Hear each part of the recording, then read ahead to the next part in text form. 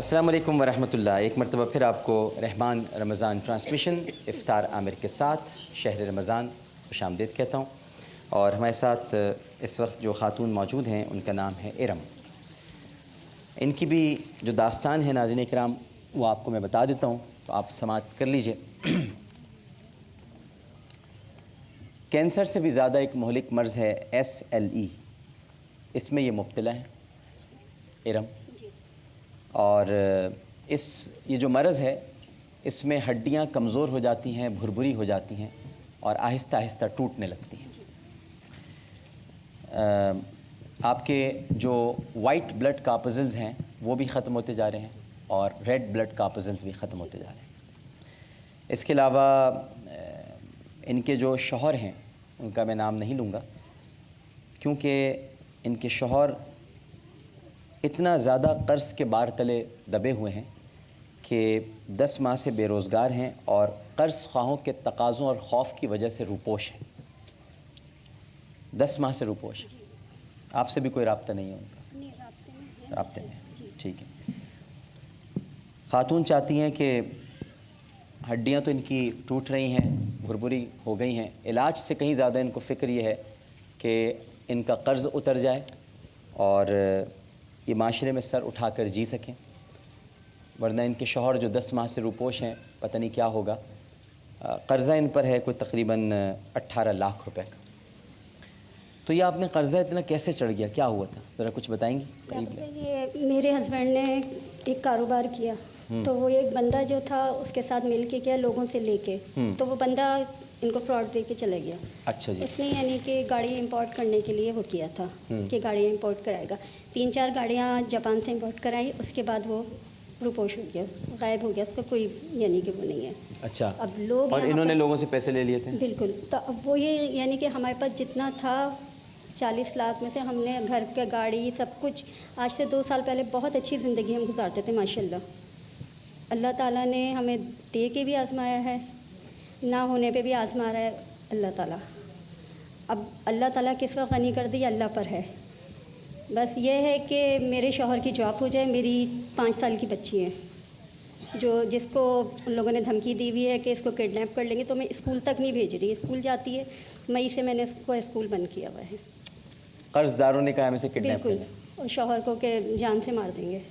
رات کو 3 بجے آ کے پتھر مارتے ہیں کھڑکیوں پہ، فائرنگ کرتے ہیں باہر آ کے، میں اکیلے بچی کو لے کے، حتیٰ کہ رشتہ داروں تک نے ساتھ چھوڑ دیا ایسے اس میں۔ رشتہ دار تو سب سے پہلے چھوڑتے ہیں صاحب، یہ تو سب سے پہلے بھاگتے رشتہ دار ہیں، اور سب سے پہلے آتے بھی رشتہ دار ہیں۔ بالکل بالکل۔ جب میت ہو جاتی ہے نا تو آ جاتے ہیں کہ اب ملے گا کیا کیا، یہ پتہ ہے آپ کو، یہ بڑے ایک المیہ ہے۔ مر جاتے ہیں تو سب سے پہلے کفن دفن میں آگے آگے ہوں گے، اس لیے نہیں ہوتے کہ محبت ہے، بلکہ ترکے میں کیا کیا چھٹا ہے، ہمارا بھی کہیں نام ہوگا، اور جب وقت پڑتا ہے تو سب سے پہلے بھاگتے بھی رشتہ دار ہیں۔ اب میں یہاں بیٹھی ہوں، اللہ تعالیٰ نے ایک وسیلہ بنایا ہے، امید پہ بیٹھے کہ اللہ تعالیٰ میرے شوہر کی جاب کر دے کہ میں بھی عزت سے۔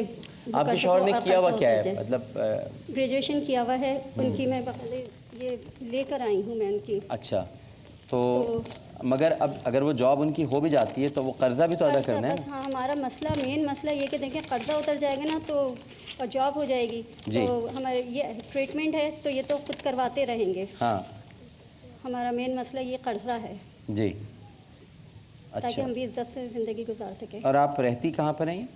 ہم ماڈل میں رہتے ہیں۔ اچھا جی، ٹھیک ہے۔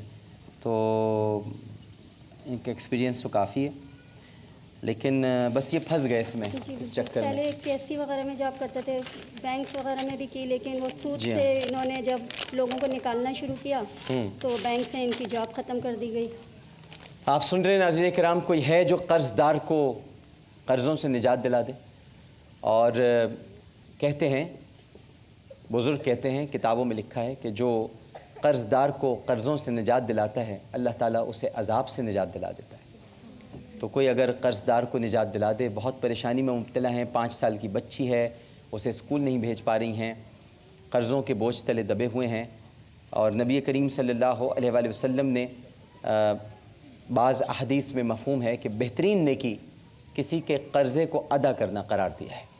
تو بہترین نیکی ہے کہ اگر کوئی کسی کا قرض اتار دے، پھر وہ ایک بہت ہی خوبصورت حدیث قدسی ہے، اس کے معنی اور مطالب تو بڑے سمجھنے کے لیے ہیں، لیکن جیسے اللہ تعالیٰ فرماتا ہے نا کہ تم نے میری عیادت نہیں کی، میں بیمار تھا، تم نے مجھے کھانا نہیں کھلایا، میں بھوکا تھا، تو بندہ پوچھتا ہے کہ اے اللہ میں تجھے کیسے کھانا کھلاؤں؟ تو ارشاد ہوتا ہے کہ میرا فلاں بندہ بھوکا تھا، تو اسے کھانا کھلا دیتا، تو مجھے کھانا کھلا دیتا، میرا فلاں بندہ بیمار تھا، تو اسے اگر اس کا علاج کرا دیتا تو میرا علاج ہو جاتا۔ اسی طرح مسند امام احمد بن حنبل میں ہے کہ جب کوئی کسی کا قرض ادا کرتا ہے تو اللہ تعالیٰ اس کا مقروض ہو جاتا ہے۔ اللہ یہ سمجھنے کی بات ہے، اللہ کسی کا مقروض نہیں ہو سکتا، اللہ تعالیٰ تو غنی ہے، غنی، لیکن وہ مقروض سے مراد یہ ہے کہ پھر اللہ تعالیٰ کو حیا آتی ہے کہ اس کو کوئی عذاب دے، اور اللہ کی حیا، اس کا ذکر ہے کئی بڑے بزرگوں نے اللہ کی حیا کے بارے میں بتایا کہ جب خدا حیا کرتا ہے تو پھر کسی کو عذاب نہیں دیتا۔ تو میں یہی گزارش کروں گا کہ ہماری یہ بہن ارم جو ہیں، ان کے مسئلے کو آپ حل کریں، اور جو لوگ بھی ان کی مدد کرنا چاہتے ہیں فوری طور پر اس وقت کریں۔ ٹیلی فون لائنز اوپن ہیں، میں آپ کی بات سننا چاہتا ہوں، آپ سے اس وقت اپیل کر رہا ہوں کہ ارم صاحبہ کا قرضہ ادا کرائیں کسی طرح، جاب کا بھی ہم انتظام کرتے ہیں، دیکھتے ہیں کوئی کال ہمارے پاس آتی ہے کہ نہیں آتی۔